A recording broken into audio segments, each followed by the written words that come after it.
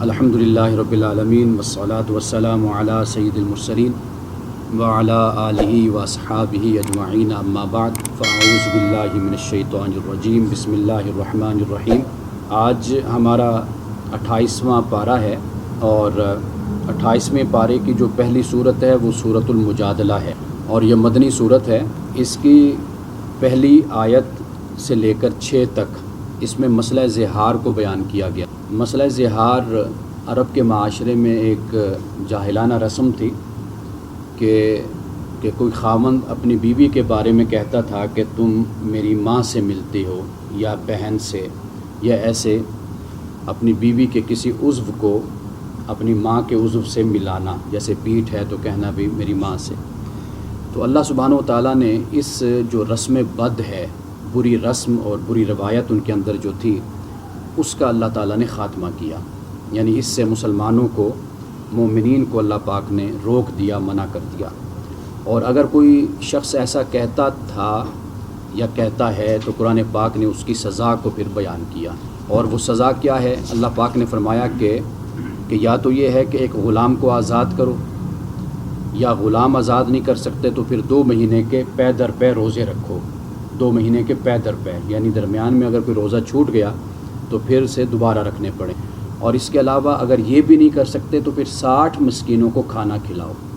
یہ اللہ سبحانہ و تعالیٰ نے اس کا کفارہ بیان کر دیا۔ ایک تو 6 آیت تک، یعنی ایک آیت، پہلی آیت سے لے کر آیت نمبر 6 تک مسئلہ زہار کو بیان کیا گیا ہے، اور پھر اس کے بعد 7 نمبر آیت سے لے کر آیت نمبر 10 تک منافقین کی جو خفیہ سرگوشیاں تھیں کہ وہ آپس میں بیٹھ کر اللہ اور اس کے رسول کی نافرمانی کے لیے پلاننگ کرتے تھے، بیٹھ کر ایک دوسرے کے کان میں وسپرنگ کرتے تھے، باتیں کرتے تھے، تو اس سے اللہ سبحانہ و تعالیٰ نے منع کیا اور اس کا ذکر کر دیا کہ منافقین کا یہ رویہ ہوتا ہے۔ اب جو اسلوب اور جو انداز اختیار کیا گیا ہے وہ یہ ہے کہ اللہ پاک یہ فرماتا ہے کہ بھئی کہ جہاں پر یہ لوگ موجود ہوتے ہیں تو وہاں پر اگر مثال کے طور پر 3 آدمی بیٹھے آپس میں سرگوشی کر رہے ہیں، قرآن پاک نے بیان کیا، تو ان کے درمیان پھر چوتھا خدا ہوتا ہے، اور اگر 4 بیٹھ کر خفیہ سرگوشی کر رہے ہیں تو 5واں پھر خدا ہوتا ہے، 5 ہوتے ہیں تو پھر 6، چھٹا خدا ہوتا ہے۔ یعنی اس بات کی طرف متوجہ کیا کہ ایک تو ویسے بھی سرگوشی نہیں کرنی چاہیے، دوسری صورت جو اس کی بنتی ہے وہ یہ ہے کہ خاص طور پر وہ تو بالکل ہی حرام اور ناجائز ہے کہ وہ سرگوشی کی جائے جو اسلام کے خلاف ہے، اللہ اور اس کے رسول کی نافرمانی میں جو سرگوشی کی جائے۔ اور اس کے بعد جو تیسری بات بیان کی آیت نمبر 11 سے لے کر 13 تک، اس میں اللہ سبحانہ و تعالیٰ نے مجلسی آداب کو بیان کر دیا۔ مجلسی آداب یعنی آپ جہاں پہ بیٹھتے ہیں تو آپ کو کس طرح بیٹھنا چاہیے، کیا طریقہ اختیار کرنا چاہیے، اپنی آوازوں کو آپ کیسے رکھیں، آپ آیا کہ جب مجلس میں بیٹھیں تو اس میں کس ڈھنگ اور طریقے سے آپ بیٹھیں، اسے اللہ تعالیٰ نے آیت نمبر 11 سے لے کر 13 تک بیان کیا ہے۔ اور پھر اس کے بعد 14 سے لے کر آخر تک اللہ سبحانہ و تعالیٰ نے اس بات کو بیان کر دیا کہ دین میں مخلص ہونے کا معیار کیا ہے، طریقہ کار کیا ہے۔ اب چند آیات ہیں یہاں سے ہم تلاوت کرتے ہیں کہ جس سے ہمیں اندازہ ہوگا کہ اللہ سبحانہ و تعالیٰ ہم سے کیا تقاضا کرتا ہے۔ مجلسی آداب کے حوالے سے یہ فرمایا کہ یا ایھا الذین آمنوا اذا قیل لکم تفسحوا فی المجالس فافسحوا یفسح اللہ لکم وَإِذَا قِيلَ انشُزُوا فَانشُزُوا يَرْفَعِ اللَّهُ الَّذِينَ آمَنُوا مِنكُمْ وَالَّذِينَ أُوتُوا الْعِلْمَ دَرَجَاتٍ وَاللَّهُ بِمَا تَعْمَلُونَ خَبِيرٌ۔ فرمایا اے ایمان والو، جب تمہیں کہا جائے کہ اپنی مجلسوں میں کشادگی پیدا کرو تو پھر کشادہ کر دیا کرو اپنی مجلسوں کو، اپنی جگہوں کو۔ یعنی مثال کے طور پر آپ ایک جگہ میں بیٹھے ہوئے ہیں، 10 لوگ بیٹھے ہیں، وہاں پر 15 لوگ بیٹھ سکتے ہیں۔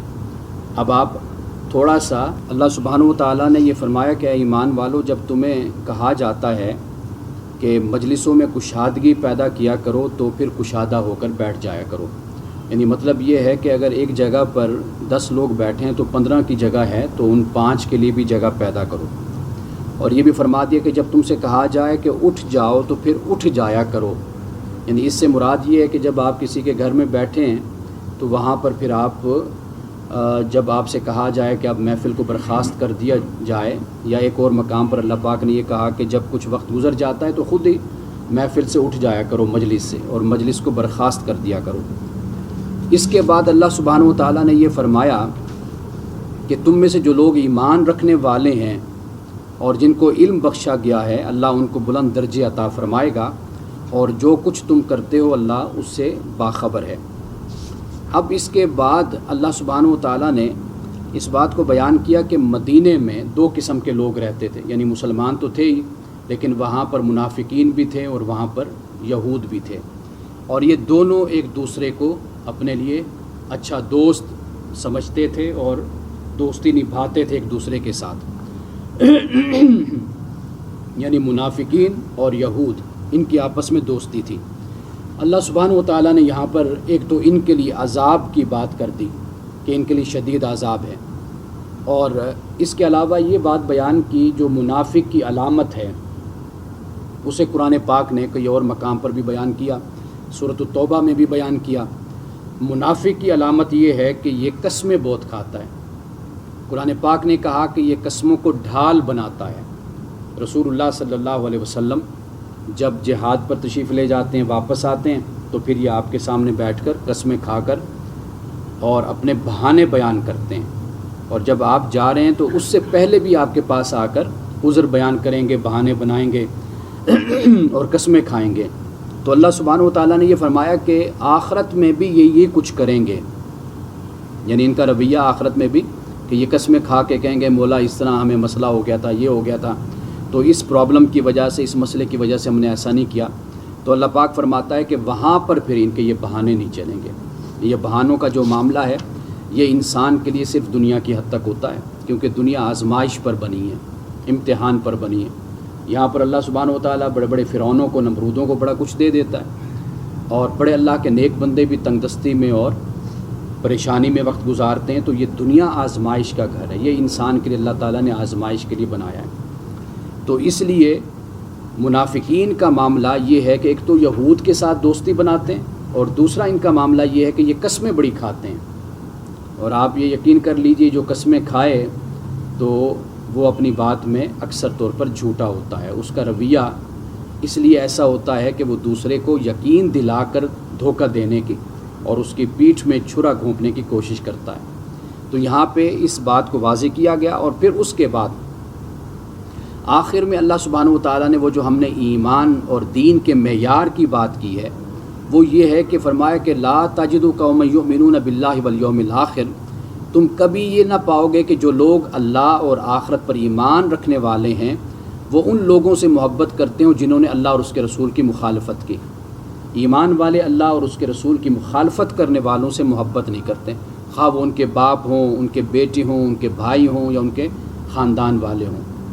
معیار یہی ہے، اللہ اور اس کے رسول کی محبت، یہ معیار ہے۔ جو اس پر پورا اترے گا تو وہ غیر ہو کر بھی اپنا ہے، اور جو اللہ اور اس کے رسول کی محبت کے معیار پہ پورا نہیں اترتا وہ بے شک اپنا جتنا بھی ہو تو وہ اپنا نہیں ہوتا۔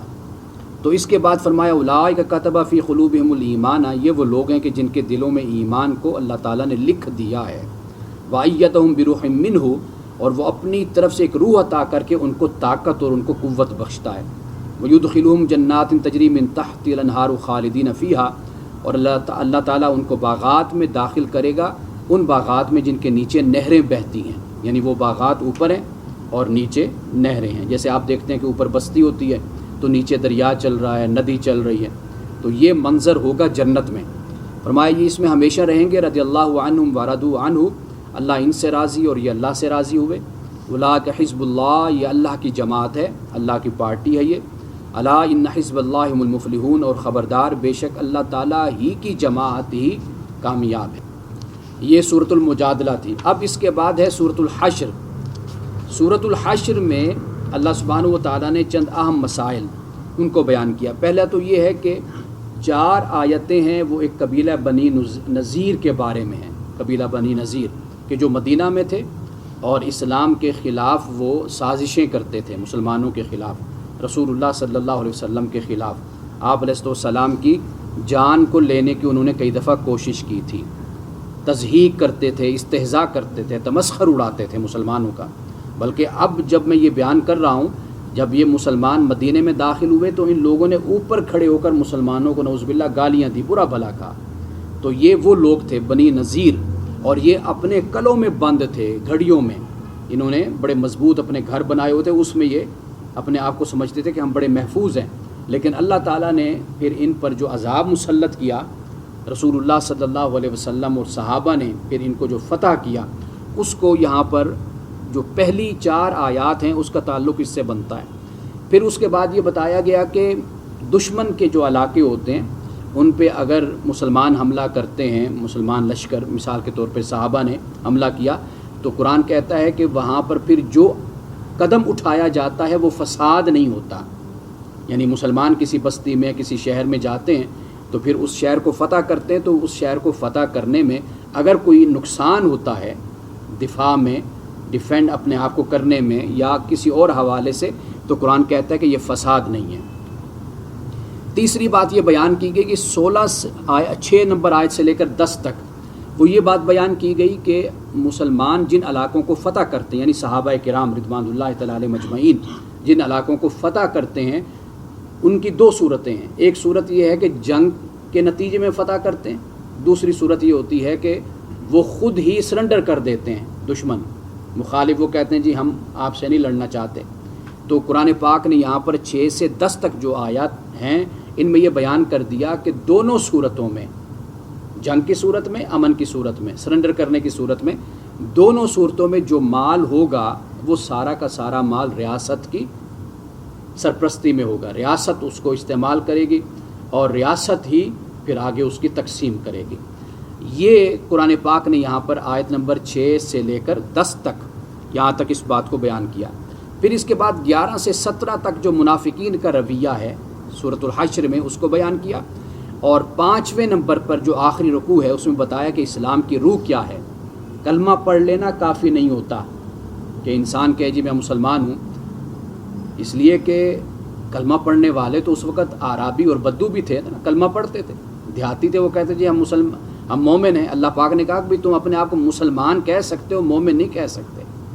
وَلَمَّا يَدْخُلِ الْإِيمَانَ فِي قُلُوبِكُمْ، اس وقت تک جب تک ایمان تمہارے دلوں میں داخل نہیں ہوتا۔ پہلے ایمان کو اپنے دلوں میں داخل کرو، اپنے دلوں کو مضبوط کرو ایمان پر، پھر خود کو مومن کہو۔ تو یہ بات اللہ سبحانہ وتعالیٰ نے پہلے سورۃ الحجرات میں بیان کر دی۔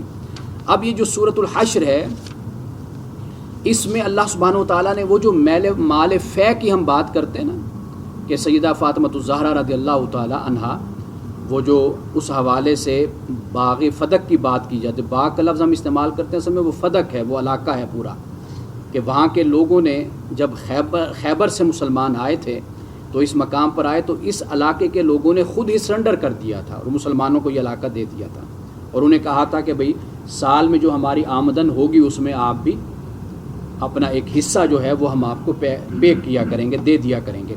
تو یہ ریاست کے کنٹرول میں سارا معاملہ تھا۔ اب اس کے بعد یہ سورۃ الحشر کے چند 1-2 مقامات ہیں، اس کی ہم تلاوت کرتے ہیں۔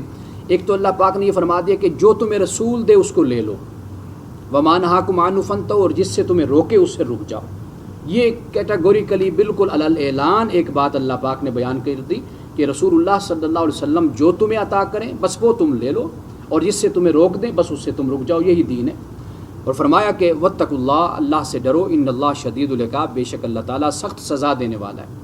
اب اس کے بعد اللہ سبحانہ وتعالیٰ نے یہاں پر صحابہ میں سے 2 جماعتیں تھیں، ایک جماعت تھی مہاجرین کی اور ایک جماعت تھی انصار کی۔ مہاجرین کی جماعت اس کی بھی قرآن پاک نے تعریف کی کہ جو اپنے گھروں جائیدادوں سے نکال باہر کیے گئے، یہ لوگ اللہ کا فضل اور اس کی خوشنودی چاہتے ہیں، یعنی ان کو دنیا سے کوئی غرض نہیں ہے، یہ اللہ کی رضا اور خوشنودی چاہتے ہیں، اور اللہ اور اس کے رسول کی حمایت پر یہ ڈٹے ہوئے لوگ ہیں، یہ مہاجر ہیں۔ اور انصار کے بارے میں بھی قرآن پاک نے بیان کر دیا کہ انصار کون لوگ تھے، کہ یہ وہ لوگ تھے کہ جو ایمان لائے، مسلمان ہوئے، اور پھر صحابہ جو مکہ سے آئے تھے ان کو انہوں نے پھر ٹھکانہ دیا، انہوں نے جگہ دی رہنے کے لیے۔ تو قرآن پاک نے ان سب کی تعریف کی۔ قرآن نے کہا کہ ان کے ہاتھ تنگ بھی تھے نا، تو پھر بھی انہوں نے اپنے مسلمان بھائیوں کی مدد کی۔ یہ کون لوگ ہیں؟ یہ انصار ہیں جن کو قرآن پاک نے یہاں پر ان کی تعریف کر دی۔ اب اس کے بعد ایمان والوں کی جو دعا ہے وہ بھی سن لیجئے۔ کہ ربنا اغفر لنا ولاخواننا الذین سبقونا بالایمان ولا تجعل فی قلوبنا غلا للذین آمنوا ربنا انک رؤوف الرحیم، اے ہمارے رب ہمیں اور ہمارے ان سب بھائیوں کو بخش دے جو ہم سے پہلے ایمان لائے، اور ہمارے دلوں میں اہل ایمان کے لیے کوئی بغض نہ رکھ، اے ہمارے رب تو بڑا مہربان اور رحم کرنے والا ہے۔ اب اس کے بعد پھر منافقین کا ذکر کیا گیا۔ اب منافقین کا طریقہ یہ بیان کیا گیا کہ اہل کتاب کو کہتے ہیں کہ بھئی ہم آپ کے ساتھ ہیں، یعنی یہود و نصارہ کو کہتے ہیں ہم آپ کے ساتھ ہیں، اور جب آپ نکلو گے باہر لڑنے کے لیے ہم تمہارے ساتھ ہوں گے، جب واپس آؤ گے تو ہم تمہارے ساتھ ہوں گے۔ تو اللہ پاک نے کہا کہ یہ ان کے ساتھ بھی نہیں ہے۔ منافقین کا طریقہ یہی تھا کہ وہ دیکھتے تھے کہ پلڑا کس طرف بھاری ہے، یعنی وہ سرحد پر ایسی جگہ پہ کھڑے ہوتے تھے کہ وہ دیکھتے تھے کہ جب یہ دو گروہ آپس میں لڑتے ہیں ان میں سے فتح کس کو ملتی ہے، جس کو فتح ملے اس کی طرف ہو گئے۔ اور اسی طرح سورۃ الاحزاب میں اس بات کو بیان کیا گیا کہ یہ لوگ جب مسلمان لڑنے کے لیے جاتے ہیں تو اس وقت نہیں ساتھ جاتے ہیں، لیکن جب دیکھتے ہیں کہ اب مال غنیمت لینے کا وقت آ گیا اور کچھ دنیاوی مال سمیٹنے کا وقت آ گیا، پھر مسلمانوں کے ساتھ یہ مل جاتے ہیں۔ تو یہاں پر منافقین کا ایک کردار واضح طور پر قرآن پاک نے بیان کر دیا، اور قرآن پاک نے مثال دی ہے شیطان کی۔ شیطان کیا کہتا ہے؟ وہ کہتا ہے کہ نافرمانی کر، کفر کر، معصیت کر، لیکن پھر اس کے بعد جب پکڑ ہوتی ہے تو شیطان کہتا ہے جی میں تو اس سے بری ذمہ ہوں، انی بری منک کا، کہ میں اس سے بری ہوں، انی خاف اللہ رب العالمین، کہ مجھے تو اللہ رب العالمین سے ڈر لگتا ہے۔ یہ شیطان کہتا ہے، یعنی جب انسان کو بھٹکانے کا وقت ہوتا ہے بھٹکاتا ہے، اور جب انسان گناہ کرتا ہے، غلطی کرتا ہے، جہنم کا ایندھن بنتا ہے، اس کا حقدار بن جاتا ہے، پھر شیطان کہتا ہے جی میرا اس سے کوئی تعلق نہیں۔ ویسے بھی قرآن اس بات کو بیان کرتا ہے کہ شیطان زبردستی کسی سے غلط کام نہیں کرواتا، شیطان تو صرف دعوت دیتا ہے، وسوسے ڈالتا ہے، اس کا اتنا سا کام ہے۔ کل قیامت کے دن وہ یہی کہے گا کہ مولا میں نے کوئی زبردستی ان کو گناہ نہیں کروایا تھا، میں نے دعوت دی تھی، یہ میری دعوت پر آ گئے تھے، انہوں نے گناہ کر دیا تھا۔ تو اس لیے شیطان بھی بری ہو جاتا ہے، اور پیشوا، راہبر، رہنما جو دنیا میں جن کے پیچھے ہم چلتے ہیں اور بڑا اپنا شیخ سمجھتے ہیں، بڑا اپنا ایک راہبر سمجھتے ہیں، وہ جب گمراہ کرتا ہے تو وہ بھی قیامت کے دن خدا کی بارگاہ میں کہے گا کہ میرا اس سے کوئی تعلق نہیں ہے، یہ اپنے نفس کے پیچھے چلتا رہا تھا۔ یہ قرآن پاک اس بات کو بیان کرتا ہے۔ اب اس کے بعد دیکھیے جو آخری رکوع ہے، اس میں اللہ پاک نے ہمیں یہ فرمایا کہ اے ایمان والو اللہ کا تقوی اختیار کرو، وَلْتَنْظُرْ نَفْسٌ مَا قَدَّمَتْ لِغَدٍ، ہر شخص یہ دیکھے کہ اس نے کل کے لیے کیا سامان کیا ہے۔ ہر شخص کو اس بات پر توجہ کرنی چاہیے کہ میں نے آخرت کے لیے، اپنے آنے والی زندگی کے لیے میں نے کیا جوڑ کر رکھا ہے، میرے پاس کیا ہے، اس پر ہر انسان کو توجہ کرنی چاہیے، اور ہر انسان کو اللہ سبحانہ و تعالیٰ سے ڈرتے رہنا چاہیے۔ اور یہ فرمایا کہ ان لوگوں کی طرح نہ ہو جاؤ جو اللہ کو بھول گئے، تو اللہ نے انہیں خود اپنا نفس بھلا دیا۔ جو اللہ کو بھول گئے، ایک مقام پر تو یہ کہا کہ اللہ ان کو بھول جائے گا قیامت کے دن، کیوں؟ اس لیے کہ انہوں نے اللہ کو بھلا دیا۔ تو یہاں پہ یہ فرما دیا کہ اللہ کو جو بھلانے والے لوگ ہوتے ہیں وہ در حقیقت خود اپنے آپ کو بھی بھول جاتے ہیں، اپنی حالت حیثیت کو بھی بھول جاتے ہیں۔ انسان کیا ہے؟ اللہ کی آیت ہے نا، نشانی ہے، چلتا پھرتا انسان، سر سے لے کر پاؤں تک انسان اللہ کی نشانی ہے۔ جب نشانی خود اپنے آپ کو بھول جائے گی تو باقی اس کو کیا یاد رہنا ہے۔ اس کے بعد فرمایا کہ جہنمی اور جنتی کبھی برابر نہیں ہو سکتے، اور جنتی ہی کامیاب ہوتے ہیں۔ اور فرمایا اگر ہم نے یہ قرآن کسی پہاڑ پر بھی اتار دیا ہوتا تو تم دیکھتے کہ وہ اللہ کے خوف سے دبا جا رہا ہے اور پھٹا پڑتا ہے۔ یہ قرآن پاک نے بیان کیا، یعنی قرآن کا نزول یہ کہاں پہ ہوا؟ رسول اللہ صلی اللہ علیہ وسلم کے قلب اطہر پر ہوا۔ ہمارے لیے یہ قرآن پاک ایک ہدایت کا ذریعہ ہے، رسول اللہ صلی اللہ علیہ وسلم نے ہمیں عطا کیا۔ لیکن آپ دیکھیے کہ پہاڑوں پر بھی اگر قرآن کو ڈالا جاتا تو پہاڑ اللہ کے خوف سے کانپ اٹھتے، قرآن پاک یہ بیان کرتا ہے۔ تو مطلب یہ ہے کہ انسانوں کو خدا کا خوف اپنے اندر پیدا کرنا چاہیے۔ اس کے بعد اللہ سبحانہ و تعالیٰ نے اپنی صفات کو بیان کیا، فرمایا کہ اللہ تعالیٰ غیب کو جاننے والا ہے، ظاہر کو جاننے والا ہے، رحمان ہے، رحیم ہے، اللہ کی ذات بادشاہ ہے، وہ نہایت مقدس ہے، سراسر سلامتی ہے، امن دینے والا ہے، نگہبان ہے، سب پر غالب ہے، اپنا حکم نافذ کرنے والا ہے، اور بڑا ہی ہو کر یعنی متکبر ہے اللہ سبحانہ و تعالیٰ کی ذات، اور پاک ہے اس سے جو یہ شرک کرتے ہیں۔ اللہ کی ذات خالق ہے، باری ہے، مصور ہے، یعنی خالق تخلیق کا منصوبہ اللہ تعالیٰ بناتا ہے، نافذ کرنے والا ہے، اللہ تعالیٰ صورت گری کرنے والا ہے، شکل بناتا ہے انسان کی، یہ سب کچھ اور اس کائنات کو اللہ تعالیٰ نے بنایا ہے، یہ اللہ تعالیٰ نے یہاں پر اپنی صفات کو بیان کر دیا۔ اب اس کے بعد ہے سورۃ الممتحنہ۔ سورۃ الممتحنہ میں اللہ سبحانہ و تعالیٰ نے یہ بتایا ہے کہ یہ جو کفار ہیں بے شک یہ رشتہ دار ہیں، آپ کے دوست ہیں، لیکن اے مسلمانوں تمہارے دل میں ممکن ہے ان کے لیے کوئی نرمی ہو کہ بھئی یہ تمہارے رشتہ دار ہیں، کوئی بھائی ہے، کوئی بہن ہے، کوئی باپ ہے، کوئی بیٹا ہے، کوئی اور رشتہ رکھتا ہے، لیکن اگر ان کو تم پر کبھی کنٹرول ملے گا، قابو ملے گا، تو یہ لوگ کبھی بھی تمہاری رعایت نہیں کریں گے، ان کا یہ رویہ تمہارے ساتھ ہوگا۔ یہاں پر اللہ سبحانہ و تعالیٰ نے سورۃ الممتحنہ کی پہلی آیت میں اس بات کو بیان کر دیا، اور اس کے بعد یہ فرمایا کہ ان کی دشمنی کا تو عالم یہ ہے کہ اگر تم پہ یہ غالب ہو جائیں تو یہ دشمنی کریں، ہاتھ زبان سے تمہیں تکلیف پہنچائیں۔ یعنی یہ اپنے کفر پر اگر پکے ہیں تو تم اپنے اسلام پر پکے کیوں نہیں ہوتے؟ تمہیں اپنے اسلام پر پکا ہونا چاہیے، وہ اپنے کفر پر پکے ہیں، وہ رشتہ داری دوستی کسی چیز کا لحاظ نہیں کرتے، تو تم بھی کسی چیز کا لحاظ نہ کرو۔ یہ ان کفار کے بارے میں کہا گیا کہ جو اپنے کفر میں بالکل واضح تھے، یہ ان کے بارے میں کہا۔ اور ان کی خوشی کس بات میں ہے؟ ان کی خوشی اس بات میں ہے کہ آپ کافر ہو جاؤ، یہ تب خوش ہوں گے کہ اگر آپ اسلام چھوڑ کر واپس ہی اس شرک اور کفر پر آپ واپس لوٹ جاؤ۔ اور یہ فرما دیا کہ آخرت میں قیامت کے دن یہ دوستیاں، یہ رشتہ داریاں، یہ تمہارے کسی کام نہیں آئیں گی۔ لن تنفعکم ارحامکم ولا اولادکم یوم القیامہ یفصل بینکم واللہ بما تعملون بصیر، کہ یہ قرآن پاک اس بات کو واضح طور پر بیان کر رہا ہے۔ اب اس کے بعد دیکھیے اللہ پاک نے حضرت ابراہیم علیہ السلام اور جو ان کے ساتھ حضرت ابراہیم علیہ السلام کی پیروی کرنے والے ہیں ان کے بارے میں یہ فرمایا کہ انہوں نے بتوں سے بیزاری کا اعلان کیا تھا۔ حضرت ابراہیم علیہ السلام نے اور جو ان کے ساتھ مسلمان اور مومن تھے انہوں نے کہا کہ ہم بتوں کی پوجا نہیں کرتے، ہم ایک اللہ واحد کی ہم عبادت کرتے ہیں، حضرت ابراہیم نے اور ان کی جماعت نے۔ اور اللہ پاک نے فرمایا کہ انہی لوگوں کی زندگی تمہارے لیے اچھا نمونہ ہے، یہ ہے اللہ سے دوستی نبھانے والے، اللہ سے دوستی کرنے والے، اخلاص کے ساتھ زندگی گزارنے والے، دین پر عمل کرنے والے، یہ ہیں اصل معیار۔ اس کو فرمایا کہ یہ تمہارے لیے اسوہ حسنہ ہے۔ اب اس کے بعد یہ بات بھی یاد رکھ لیجئے کہ اسوہ حسنہ کس کے لیے ہے؟ رسول اللہ صلی اللہ علیہ وسلم کی زندگی، حضرت ابراہیم کی زندگی، صحابہ کی زندگی کن کے لیے ہے؟ فرمایا کہ ان کے لیے جو اللہ اور یوم آخرت کی امید رکھتے ہیں، اللہ سے ملاقات کی اور یوم آخرت کی جو امید رکھتے ہیں وہ در حقیقت ہیں۔ یہ بات بھی یاد رکھیے، یعنی ہر کسی کے لیے نمونہ نہیں ہے۔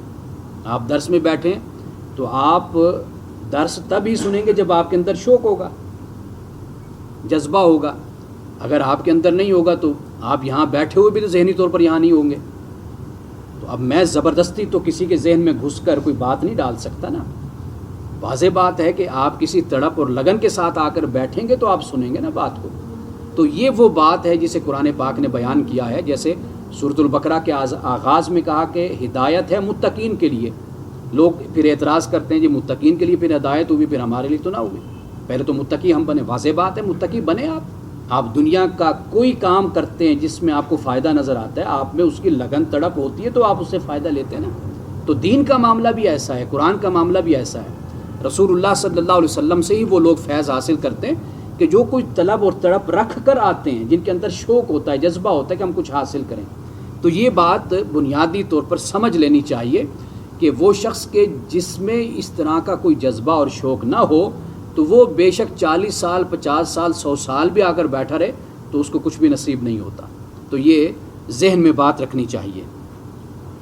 اس کے بعد مسلمانوں سے یہ فرمایا کہ جنہوں نے تمہارے ساتھ جنگ نہیں کی ان کے معاملے میں فرمایا کہ ان کے ساتھ نیکی اور انصاف کے ساتھ پیش آؤ۔ یہ سورۃ الممتحنہ میں فرمایا جنہوں نے جنگ نہیں کی ان کے ساتھ معاملہ کرو انصاف کا اور ان کے ساتھ معاملہ کرو نیکی کا۔ ہاں جن لوگوں نے تمہارے ساتھ جنگ کی ہے تو ان کا معاملہ پھر مختلف ہو جاتا ہے، اور ان سے پھر دوستی نہیں کرنی کہ جو جنگ کرتے ہیں، جو تمہارے خلاف کھڑے ہو جاتے ہیں، تو ان کے ساتھ کوئی تعلق پھر نہیں رکھنا۔ اب ان مقامات کو سمجھنے کی اس لیے ضرورت ہے کہ اللہ سبحانہ و تعالیٰ نے بالکل واضح طور پہ یہ بیان کر دیا کہ جن کے ساتھ جنگ ہے ان سے دوستی نہیں کرنی۔ اگر جن کے ساتھ جنگ نہیں ہوتی، وہ اہل کتاب ہیں، وہ کسی بھی قوم سے، کسی بھی مذہب سے تعلق رکھتے ہیں، ان کے ساتھ دوستی رکھنے میں کوئی حرج نہیں ہے۔ تعلق رکھنے میں تجارت کا معاملہ رکھا جاتا ہے، تعلق رکھا جاتا ہے، تو ان سے تعلق رکھا جا سکتا ہے۔ لیکن جو برسرے پیکار ہیں، آپ کے سامنے کھڑے ہو گئے، لڑتے ہیں مسلمانوں سے، تو واضح بات ہے کہ ان کے ساتھ کون دوستی رکھے گا۔ اب اس کے بعد اللہ سبحانہ و تعالیٰ نے یہ بیان کیا کہ مومنات عورتیں مکہ سے مدینے آ گئی، ان کا نکاح کسی کافر کے ساتھ تھا، تو فرمایا کہ کافر کو اس کا حق مہر واپس کر دو اور اس مومنہ سے تم شادی کرو۔ اور اسی طرح اللہ سبحانہ و تعالیٰ نے مردوں سے بھی یہ کہہ دیا کہ بھئی اگر یہ معاملہ ایسا ہو مدینے میں، تو پھر جو مسلمان مرد ہیں وہ کافرہ عورتیں ان کا حق مہر واپس کر دیں اور ان سے تعلق بالکل ختم کر دیں۔ اور اس کے بعد اللہ سبحانہ و تعالیٰ نے آگے جا کر پھر بیعت کا ذکر کیا۔ رسول اللہ صلی اللہ علیہ وسلم سے فرمایا کہ اے نبی صلی اللہ علیہ وسلم، جب آپ کے پاس مومنات عورتیں آتی ہیں تو آپ ان سے بیعت لیں۔ ایک بیعت کس پر لینی ہے کہ شرک نہیں کرنا، دوسری بیعت وعدہ لینا ہے کہ بھئی چوری نہیں کرنی، تیسری بات زنا نہیں کرنا، چوتھی بات اپنی اولاد کا قتل نہیں کرنا، پانچویں بات تہمت نہیں لگانی، اور چھٹی بات یہ کہ رسول اللہ صلی اللہ علیہ وسلم کی نافرمانی نہیں کرنی۔ معروف باتوں میں، یعنی رسول اللہ صلی اللہ علیہ وسلم جو باتیں بیان فرماتے ہیں وہ معروف نعوذ باللہ، اس سے مطلب یہ نہیں کہ رسول اللہ صلی اللہ علیہ وسلم کوئی معروف کے علاوہ بھی کہتے ہیں۔ اس سے تاکید اس بات کی ہے کہ بھئی رسول اللہ صلی اللہ علیہ وسلم جو معروف باتیں تمہیں کہتے ہیں تو اس معاملے میں رسول اللہ کی نافرمانی تم نے نہیں کرنی۔ اب اس کے بعد ہے سورۃ الصف، اور آخری آیت کیا ہے سورۃ الممتحنہ کی؟ وہ آخری آیت یہ ہے کہ اے ایمان والو، لا تتولوا قوما غضب اللہ علیہم، کہ ان لوگوں کو دوست نہ بناؤ جن پر اللہ نے غضب کیا ہے، جو آخرت سے اسی طرح مایوس ہیں جس طرح قبروں میں پڑے ہوئے کافر مایوس ہیں۔ ان سے دوستی نہیں کرنی، کیوں؟ ان کا کفر بالکل واضح ہے، جیسے میں نے پہلے بیان کر دیا۔ اب یہاں پر آدھ پارہ مکمل ہوتا ہے 28واں۔ اب اگلی صورت ہے سورۃ الصف، اور اس میں اللہ پاک نے مسلمانوں کو خاص طور پر اس بات کی تلقین کی ہے کہ تم وہ بات کیوں کہتے ہو جس پر تم خود عمل نہیں کرتے۔ دوسروں کو نصیحت، خود میاں فصیحت، دوسروں کو تب کہو جب خود اس پر عمل کر کے دکھاؤ۔ بات میں اثر ہی تب ہوتا ہے کہ جب آپ کسی سے کہتے ہیں کہ بھئی بیٹا آپ نماز پڑھو، تو پہلے آپ خود نماز پڑھتے ہوئے نظر تو آئے نا۔ پہلے آپ دوسرے سے کہیں کہ جی آپ اچھے اخلاق سے بات کرو، تو پہلے خود آپ اپنے اخلاق کو اچھا کرو۔ تو اس لیے قرآن پاک نے پہلی اسی بات کو بیان کر دیا اور یہ فرما دیا کہ یہ سخت ناپسندیدہ حرکت ہے کہ تم کہو وہ بات جو تم کرتے نہیں ہو۔ یہ ناپسندیدہ بات ہے اللہ اور اس کے رسول کے نزدیک۔ حضرت موسیٰ علیہ السلام کا ایک قول یہاں پر نقل کیا گیا۔ حضرت موسیٰ علیہ السلام کا یہاں پر ایک قول نقل کیا گیا۔ وہ قول یہ ہے کہ حضرت موسیٰ علیہ السلام نے اپنی قوم سے کہا کہ لِمَ تُؤْذُونَنِی، کیوں تم مجھے اذیت دیتے ہو، وَقَدْ تَعْلَمُونَ، اور جب کہ تم جانتے ہو، انی رسول اللہ علیکم، کہ بے شک میں اللہ کا رسول ہوں تمہاری طرف۔ فَلَمَّا زَاغُوا وَزَاغَ اللَّهُ قُلُوبَهُمْ، اور پھر جب انہوں نے ٹیڑھا پن اختیار کیا تو اللہ تعالیٰ نے پھر ان کے دلوں کو ٹیڑھا کر دیا۔ اب یہاں پر یہ بھی دیکھ لیجئے، اللہ ٹیڑھا نہیں کرتا، پہلے بندہ اپنے آپ کو ٹیڑھا کرتا ہے تو پھر اللہ سبحانہ و تعالیٰ اسی کے مطابق ماحول بنا دیتا ہے۔ آپ اچھے انسانوں کی صحبت میں بیٹھنا چاہیں گے، اللہ تعالیٰ آپ کو اچھے لوگ مہیا کر دے گا۔ اگر آپ برے لوگوں کی صحبت میں بیٹھنا چاہیں گے تو برے لوگوں کی صحبت آپ کو مل جائے گی، یعنی جو شکر خورا ہوتا ہے اس کو شکر مل جاتی ہے۔ اللہ تعالیٰ کا یہ اصول اور قاعدہ ہے، اس لیے کہ انسان کے پاس اختیار ہے کہ وہ کیا چنتا ہے کیا نہیں چنتا۔ فمن شاء فلیؤمن ومن شاء فلیکفر، جو مومن ہونا چاہتا ہے وہ مومن ہو جائے، جو کافر ہونا چاہتا ہے وہ کافر ہو جائے، باقی معاملہ آخرت میں سارا حساب و کتاب ہوگا۔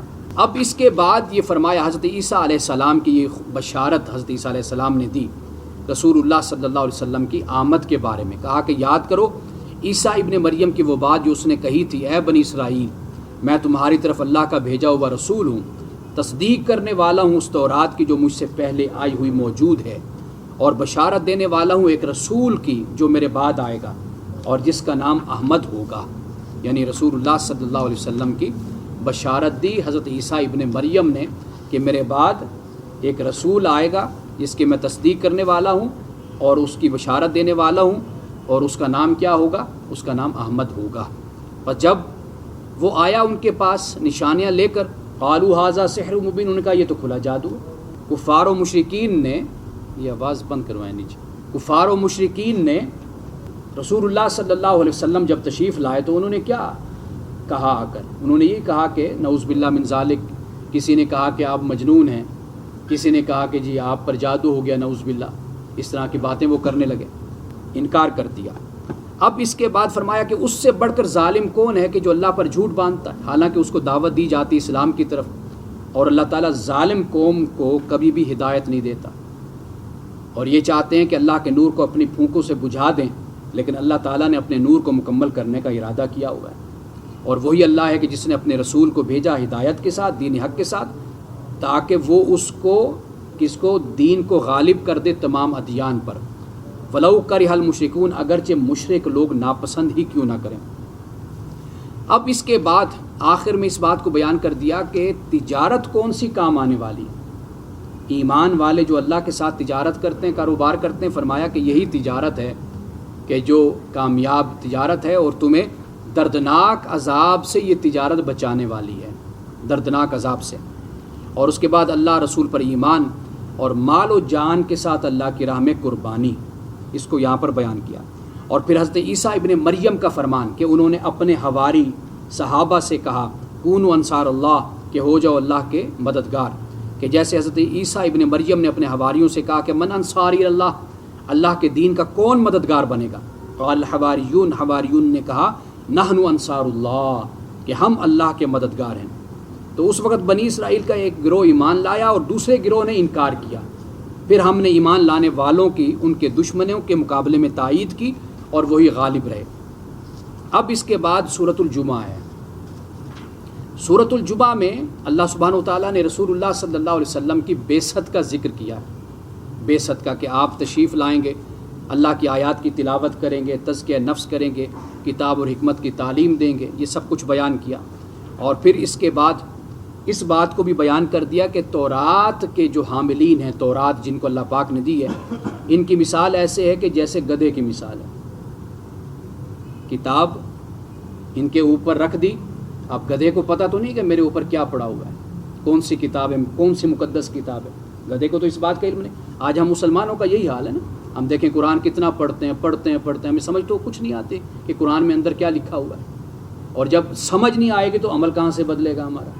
تو اس لیے ہماری تجارت، سیاست، ہماری معاشرت، سب کچھ قرآن کے خلاف ہے، اسلام کے خلاف ہے۔ اس کی وجہ یہی ہے کہ ہم نے قرآن پاک کو ایک تلاوت کی کتاب بنا لیا، لیکن سمجھا نہیں کہ قرآن پاک میں آخر اللہ تعالیٰ نے لکھا کیا ہے، ہمیں بتایا کیا ہے کہ ہم کیسے اپنی زندگی کو گزاریں۔ تو یہ جو کچھ بھی آپ کو معاشرے میں خرابیاں نظر آتی ہیں، اس کی وجہ یہی ہے کہ ہم پر بھی کتابیں لاد دی گئی ہیں، جیسے گدھے پر کتابیں ہوتی ہیں۔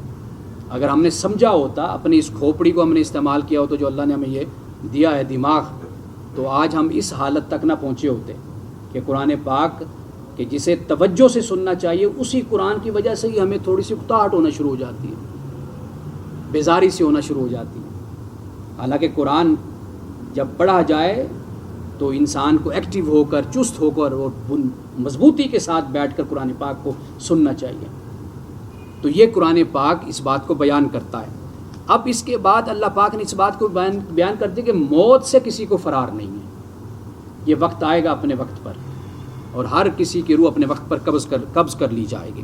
اب اس کے بعد پھر جمعے کے حوالے سے بیان فرمایا کہ ایمان والو، جب نماز کے لیے تمہیں جمعہ کے دن بلایا جاتا ہے تو دوڑتے ہوئے آؤ اللہ کی یاد کی طرف، وازر البیع، اور اپنے کاروبار کو چھوڑ دو۔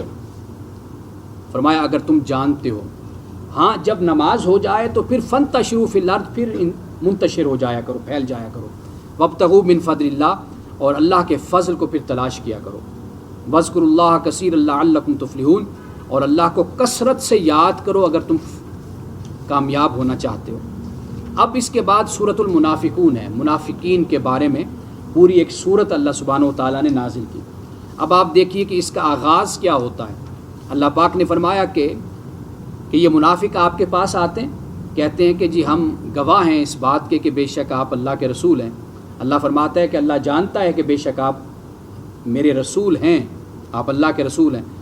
اللہ لیکن گواہی یہ دیتا ہے کہ منافق جھوٹ بول رہے ہیں۔ زبان سے تو بولتے ہیں کہ ہم کہتے ہیں کہ آپ اللہ کے رسول ہیں، لیکن چونکہ دل سے نہیں مانتے تو اس لیے اللہ پاک نے یہ فرما دیا کہ یہ منافق جھوٹے ہیں۔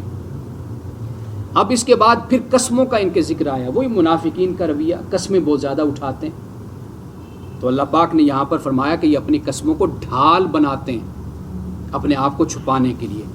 پھر اس کے بعد فرمایا کہ یہ وہ لوگ ہیں کہ جو ایمان کے بعد پھر انہوں نے کفر کا راستہ اختیار کیا، ان کے دلوں پر مہر لگا دی گئی، اور ظاہری وجود میں یہ بڑے شاندار آپ کو نظر آتے ہیں، اور ان کی باتیں اگر سنو تو وہ بھی بڑی خوب باتیں کرتے ہیں، بڑے ٹیپ ٹاپ والے لوگ ہیں، بات بھی بڑی اچھی کر لیتے ہیں، شخصیت دیکھیں تو وہ بھی بڑی اٹریکٹیو ہوتی ہے، سب کچھ ہے، لیکن فرمایا کہ ایمان ان کے دلوں میں داخل نہیں ہوا، اللہ نے ان کے دلوں پر مہر لگا دی ہے۔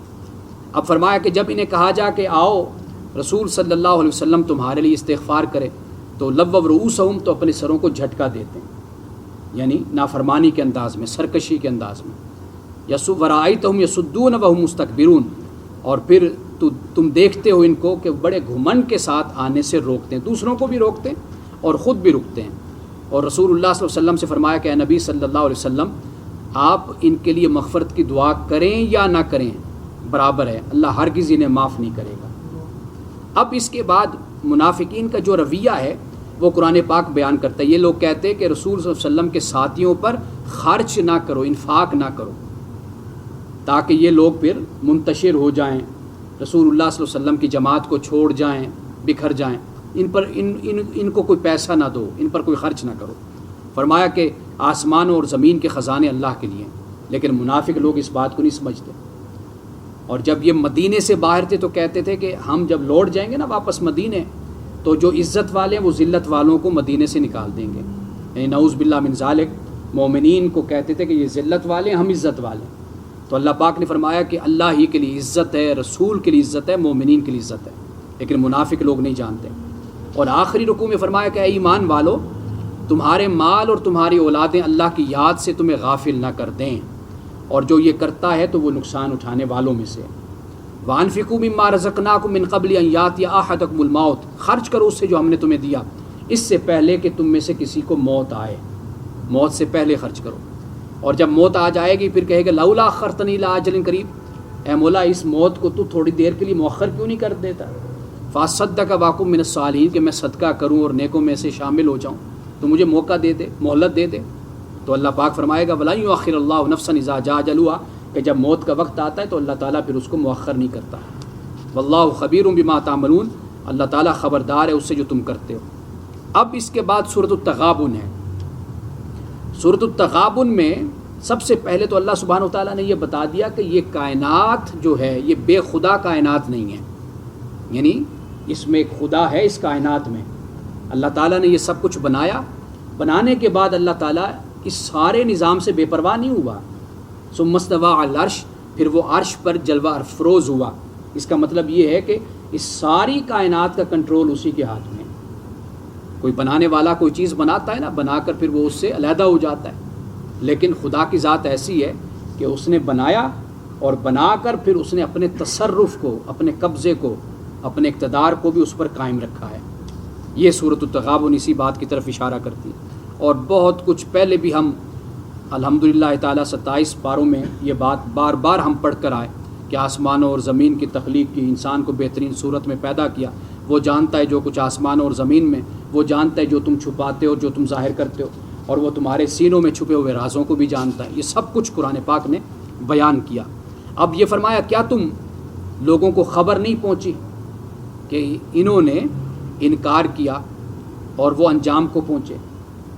یعنی قرآن مکہ والوں کو یہ کہتا ہے، عرب والوں کو، جو تمہیں بات پہنچ رہی ہے تمہیں پتہ نہیں کہ یہ پہلے بھی لوگوں تک پہنچی ہے یہ بات۔ اور یہ مدنی صورت ہے، یعنی مدینہ میں رہنے والے جو اہل کتاب تھے ان سے یہ بات کہی جا رہی ہے کہ بھئی یہ بات تو تمہیں تورات کی صورت میں بھی ملی تھی، حضرت موسیٰ علیہ السلام نے تمہیں تورات دی تھی، حضرت عیسیٰ علیہ السلام نے انجیل دی تھی، تو یہ باتیں تو پہلے بھی تمہیں معلوم ہیں، لیکن تم اس کے باوجود اس کا انکار کرتے ہو۔ اور پہلے لوگوں نے کیا کہا تھا؟ انہوں نے کہا تھا کہ فقالوا ابشرا یہدوننا، انہوں نے کہا کہ بھئی یہ کیا بشر ہے، انسان، کہ یہ ہمیں ہدایت دے گا؟ یعنی وہ اس انتظار میں تھے کہ کوئی آسمان سے فرشتہ اترے گا تو تب ہم ایمان لائیں گے۔ تو اللہ پاک نے فرمایا کہ بھئی ہمیشہ میں بشر ہی کو، انسان ہی کو بھیجتا رہا ہوں۔ حضرت موسیٰ علیہ السلام بھی انسان تھے، حضرت عیسیٰ علیہ السلام بھی انسان تھے، حضرت ابراہیم، حضرت داؤد، حضرت سلیمان، سب کے سب انسان تھے۔ انسانوں میں انسان ہی کو بھیجا جائے گا نا۔ تو یہاں پر اس بات کو اللہ پاک نے بیان کر دیا۔ اس کے بعد اللہ پاک نے فرمایا کہ اللہ اور اس کے رسول پر ایمان لاؤ اور نور پر ایمان لاؤ جو ہم نے نازل کیا، اور اللہ تعالیٰ خبردار ہے اس سے جو تم کرتے ہو، اور اللہ تعالیٰ تمہیں اس دن جمع کرے گا۔ کون سا دن؟ جو اجتماع کا دن ہے۔ ذالک یوم التغابن، اور جہاں پر کمی ظاہر ہو جائے گی، انسان نے کیا عمل کیا کیا نہیں کیا، وہ قیامت کے دن اللہ سبحانہ وتعالیٰ نے فرمایا کہ وہ بالکل اس کو ظاہر کر دیا جائے گا۔ اور یہ بھی فرما دیا کہ جو مصیبت آتی ہے وہ اللہ کے اذن سے آتی ہے، اور جو اللہ اور اس کے رسول پر ایمان لاتا ہے اور جو اپنے دل کو ہدایت بخشتا ہے تو فرمایا کہ فائدے میں وہی شخص رہتا ہے۔ اور اس کے بعد اللہ اور اس کے رسول کی اطاعت کا حکم دیا، اور یہ پھر فرمایا کہ جو پھر جاتا ہے تو اے رسول صلی اللہ علیہ وسلم آپ پر لازم یہ ہے کہ آپ واضح طور پر اللہ کا پیغام لوگوں تک پہنچا دیں۔ یعنی جب ایک بات آپ تک پہنچ گئی، پیغمبر نے پہنچا دی، پیغمبر کی ذمہ داری ادا ہو گئی۔ باقی قبول کرنا یا نہ کرنا یہ پھر آگے اس کا اپنا معاملہ انسان کا ہو جاتا ہے۔ اس کے بعد اللہ پاک نے فرمایا کہ اے ایمان والو، بے شک تمہاری بیویاں اور تمہارے اولاد یہ دشمن ہیں تمہاری۔ یہاں پر دشمن فرمایا اس لیے کہ اس کو اسی بیک گراؤنڈ میں، اس پس منظر میں ہی دیکھنا چاہیے کہ جس پس منظر میں مسلمان مکہ سے ہجرت کر کے مدینے آئے تھے۔ اس لیے کئی کفار بیویاں بھی کافرہ تھیں، بچے بھی کافر تھے، والدین بھی کافر تھے، تو فرمایا کہ یہ تمہارے لیے تمہارے دشمن ہیں، یہ اس وجہ سے دشمن ہیں کہ انہوں نے کفر کا راستہ اختیار کیا ہوا ہے اور یہ تمہیں اپنی راہ پر لگانا چاہتے ہیں، یہ تمہاری راہ پر نہیں آنا چاہتے۔ تو اس لیے واضح طور پر اس بات کو یہاں پر بیان فرمایا۔ فاحذروہم، فرمایا ان سے بچو، وَإِن تَعْفُوا وَتَصْفَحُوا، اگر تم عفو درگزر سے کام لو اور ان کو معاف کر دو تو بے شک اللہ تعالیٰ غفور رحیم ہے۔ آگے فرمایا کہ اس میں کوئی شک نہیں کہ تمہارے مال اور تمہاری اولادیں فتنہ ہیں، آزمائش ہیں۔ فتنہ سے مراد آزمائش ہے، مطلب یہ ہے کہ وہ چیز کہ جس کی محبت کی وجہ سے آپ غلط کام کرتے ہیں تو در حقیقت وہ فتنہ ہوتی ہے۔ مال کی محبت کی وجہ سے انسان ناجائز راستے اختیار کرتا ہے، اولاد کی محبت کی وجہ سے انسان کرپشن کرتا ہے، بدعنوانی کرتا ہے، تو یہ آزمائش انسان کے لیے بن جاتی ہے۔ تو یہاں پر مسلمانوں کو اس بات کی تعلیم دی اور یہ فرمایا اللہ سے ڈرو جتنا تم ڈر سکتے ہو، واسمعوا، سنو، واطیعوا، اطاعت کرو، وانفقوا خیر لانفسکم، خرچ کرو یہ تمہارے لیے بہتر ہے، ومن یوق شح نفسہ، اور جو اپنے دل کی تنگی سے محفوظ رہ گیا تو فرمایا فاولئک هم المفلحون، تو وہی کامیاب ہیں۔ ان تقرضوا اللہ قرضا حسنا، اور اگر تم اللہ تعالیٰ کو قرض حسنہ دو، یضاعف لکم ویغفر لکم، تو اللہ سبحانہ وتعالیٰ تمہیں اضافہ کر کے وہ دے گا، ویغفر لکم، اور تمہیں معاف کر دے گا۔ واللہ شکور حلیم، اللہ تعالیٰ شکور حلیم ہے۔ عالم الغیب والشہادت العزیز الحکیم، غیب اور شہادت کا جاننے والا ہے، غالب، حکمت والا ہے۔ اب اس کے بعد سورۃ الطلاق ہے۔ اب سورۃ الطلاق کا جو آغاز ہوتا ہے، میں اس کا خلاصہ آپ کے سامنے رکھ دیتا ہوں کہ اللہ پاک، ایک تو یہ جو سورۃ الطلاق ہے اسے چھوٹی سورۃ النساء کہا جاتا ہے۔ سورۃ النساء میں اللہ سبحانہ وتعالیٰ نے بہت سے مسائل خواتین سے متعلق بیان کیے، تو اس کو حضرت عبداللہ ابن مسعود نے چھوٹی سورۃ النساء قرار دیا، اور اس میں اللہ سبحانہ وتعالیٰ نے یہ فرمایا کہ اے نبی صلی اللہ علیہ وسلم، جب یعنی مومنوں سے کہ جب تم طلاق دو تو فطلقوہن لعدتہن، تو عدت کے لیے طلاق دیا کرو۔ مطلب یہ ہے کہ اس طرح طلاق دو کہ عدت میں تم رجوع کر سکو اگر رجوع کرنا چاہتے ہو، اگر رجوع نہیں کرنا چاہتے تو عدت جب گزر جاتی ہے پھر تمہارے پاس یہ گنجائش رہے کہ تم واپس نکاح کر کے اس کو اپنے نکاح میں لے لو، اپنی بیوی بنا لو۔ یہ مسئلہ سمجھنا چاہیے، ہمیں بات یاد رہنی چاہیے کہ طلاق ایک دفعہ جب انسان دیتا ہے تو اسی سے ہی علیحدگی ہو جاتی ہے، 3 دفعہ بولنے کی ضرورت نہیں ہے۔ قرآن پاک نے جو طریقہ طلاق بیان کیا وہ سورۃ البقرہ میں نے بڑی تفصیل کے ساتھ بیان کر دیا تھا۔ اگر کوئی سننا چاہے تو سورۃ البقرہ کا جو مقام ہے طلاق کے حوالے سے اس کو جا کر سنے، اس پر میں نے بڑی تفصیل کے ساتھ بات کی ہے۔ اس کے بعد یہ فرمایا کہ عدت کی جو مدت ہے اس کو ٹھیک ٹھیک طریقے سے شمار کرو، اور یہ بھی فرما دیا کہ تم انہیں اپنے گھروں سے نہ نکالو، یعنی عدت کی جو مدت ہے وہ اسی گھر میں ہی وہ پورا کریں گی۔ اور یہ فرمایا کہ یہ اللہ تعالیٰ کی حدود ہیں، ان حدود کا خیال رکھو۔ اور یہ بیان کر دیا کہ جب یہ مدت پوری ہو جاتی ہے اس سے پہلے پہلے یا تو واپس عزت کے ساتھ اپنے گھر واپس لے لو، اپنے نکاح میں رجوع کر لو، اگر نہیں ہے تو پھر اس کے بعد عزت کے ساتھ چھوڑ دو، کیونکہ کئی ایسے پست ذہن اور پست اخلاق کے مرد بھی ہوتے ہیں نا کہ جو عورت کو ستاتے ہیں، تنگ کرتے ہیں۔ اللہ سبحانہ وتعالیٰ نے واضح طور پر اس بات کو یہاں پر بیان کر دیا۔ طلاق دینی ہے عدت کے لیے، عدت کے اندر اندر رجوع ہو جاتا ہے، جب وہ عدت گزر گئی اس کے بعد پھر طلاق واقع ہو گئی۔ اب اگر واپس نکاح میں لینا ہے تو پھر نکاح کرنا ہے۔ یہ موقع کتنی دفعہ ہے؟ یہ 2 دفعہ ہے، تیسری دفعہ موقع نہیں ہے۔ اس کے بعد یہ فرمایا کہ یہ نصیحت ہے کن کے لیے؟ جو اللہ اور آخرت پر ایمان رکھنے والے ہیں۔ جو مومن اللہ اور آخرت پر ایمان رکھے گا تو وہ ان معاملوں میں خیال کرے گا۔ اور پھر فرمایا کہ 2 عورتیں، یعنی وہ عورتیں کہ جو حیض سے مایوس ہو چکی ہیں، ان کی عدت 3 ماہ مقرر کر دی۔ اسی طرح وہ خاتون کہ جسے حیض نہیں آتا کسی طبی مجبوری کی وجہ سے، اس کی بھی قرآن پاک نے یہاں پر اس کی عدت بھی بیان کر دی کہ وہ بھی 3 حیض ہیں، یعنی 3 ماہ آپ کہہ لیجیے۔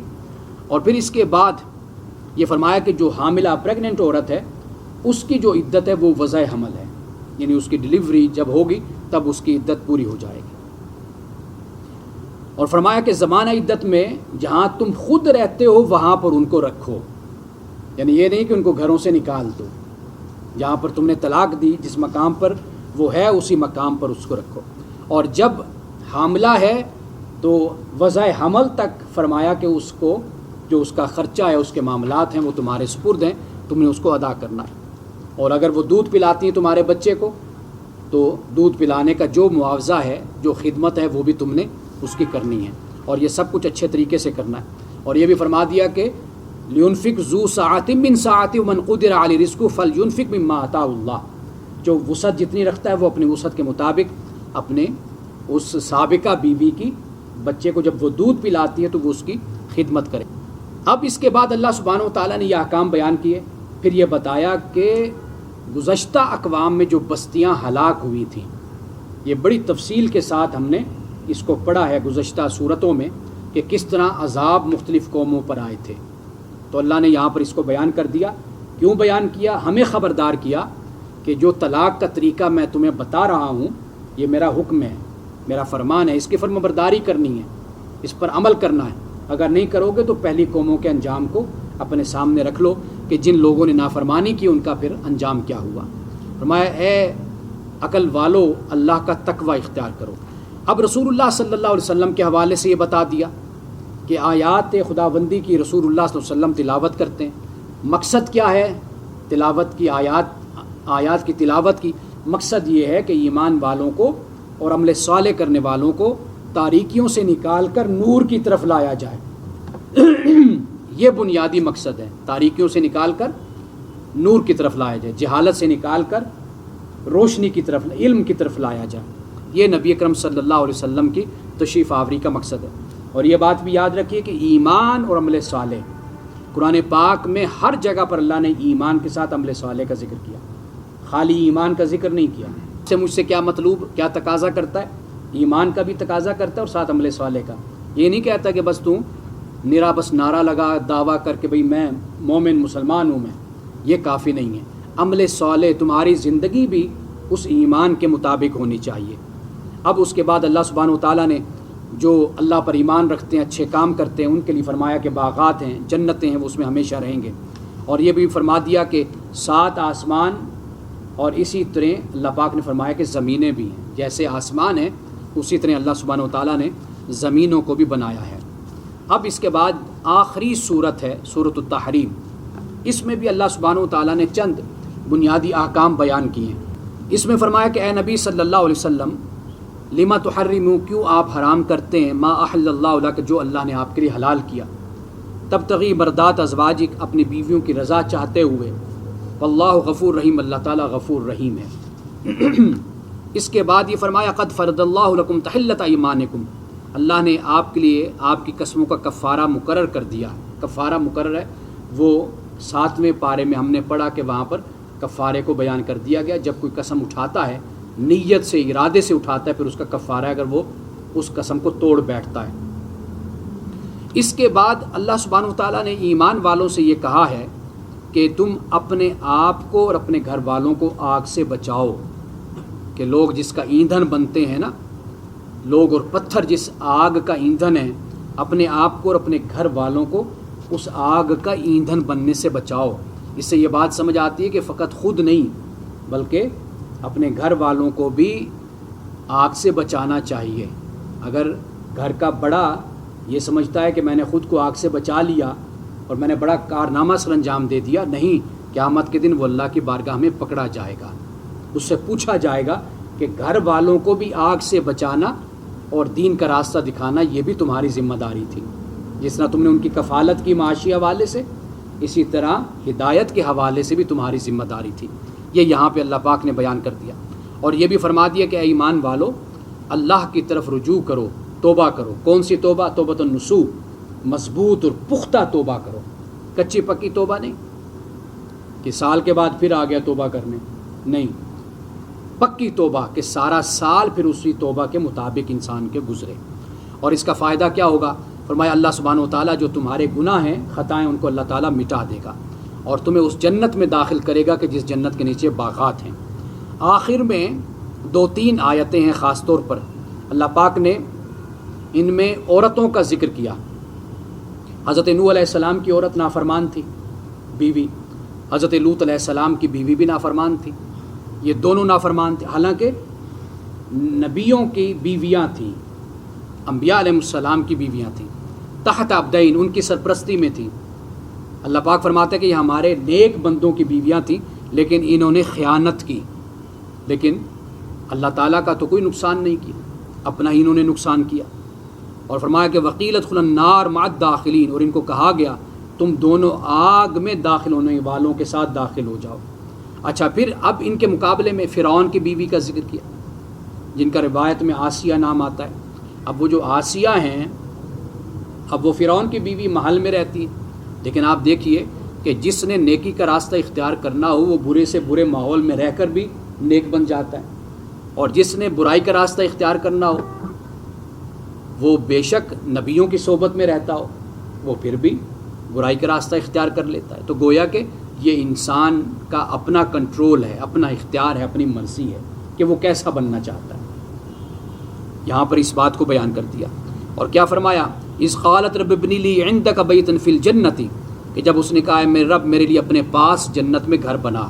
کہتے ہیں جب وہ ایمان لے آئی تھی تو فرعون پھر اس کو اذیتیں دیتا تھا، تکلیفیں دیتا تھا، تو اس نے اللہ کی بارگاہ میں گزارش کی کہ اے میرے مولا مجھے اپنے پاس جنت میں گھر عطا کر، ونجنی من فرعون، مجھے فرعون و عملی اور اس کے عمل سے نجات دے، ونجنی من القوم الظالمین، اور مجھے ظالموں سے بھی نجات عطا فرما۔ اس کے بعد حضرت مریم کا ذکر ہوتا ہے، وہ مریم ابنت عمران التی احسنت فرجہا، مریم عمران کی بیٹی جس نے اپنی عصمت کی حفاظت کی، تو ہم نے اپنی روح اس میں پھونکی، یعنی حضرت مسیح علیہ السلام کی، فنفخنا فی من روحنا، اور اس نے پھر وصدقت بکلمات ربہا، اور پھر اس نے اپنے رب کی باتوں کی اور اس کی کتابوں کی تصدیق کی، وکتبہ وکانت من القانتین، اور حضرت مریم علیہ السلام فرما برداروں میں سے تھی، حضرت مریم علیہ السلام فرما برداروں میں سے۔ یہاں پر اللہ تعالیٰ نے 3 خواتین کا ذکر کر دیا، 3 قسم کی۔ پہلے انبیاء علیہ السلام کی بیویاں، حضرت لوط، حضرت نوح کی، کہ جو تحت عبدین، ان 2 بندوں کے ماتحت رہیں، سرپرستی میں رہیں، پھر بھی نہ بدلی۔ اور پھر فرعون کی بیوی کا ذکر کر دیا کہ وہ برے ماحول میں رہی لیکن نیکی کی طرف راغب رہی، ایمان لائی۔ تیسری حضرت مریم کا ذکر کر دیا کہ حضرت مریم علیہ السلام حضرت مسیح علیہ السلام کی والدہ محترمہ ہے، ان کا ذکر کر دیا۔ تو یہاں پر سورۃ التحریم کا اختتام ہوتا ہے۔ تو انشاءاللہ تعالی اس کے بعد جو کل صورت ہے، کل 29واں پارہ ہوگا اور اتوار کو پھر 30واں پارہ ہوگا، اور 30واں پارہ جب قرآن پاک ہم مکمل کریں گے تو آخر میں انشاءاللہ تعالی ہم دعا بھی کریں گے۔ اللہ سبحانہ و تعالی ہمیں قرآن پاک کا فہم عطا فرمائے، قرآن پاک پہ عمل کی توفیق عطا فرمائے۔ بارک اللہ لنا ولکم فی القرآن العظیم ونفعنا وإیاکم بالآیات والذکر الحکیم۔ صدق اللہ العظیم۔